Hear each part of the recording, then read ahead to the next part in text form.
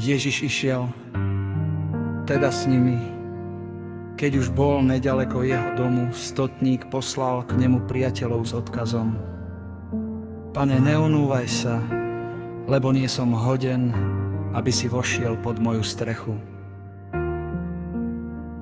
Nepovažoval som sa preto ani za hodného prísť tebe, ale povedz len slovo a môj sluha ozdraví.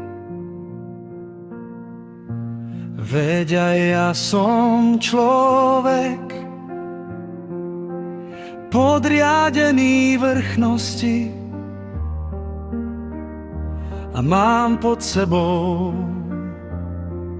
vojakov.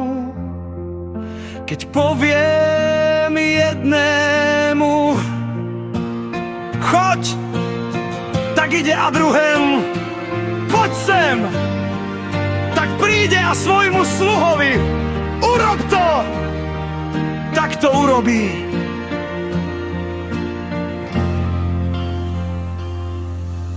Keď to Ježiš počul, začudoval sa, obrátil sa k zástupu, ktorý išiel za ním a povedal: Hovorím vám, takú veľkú vieru som nenašiel ani v Izraeli.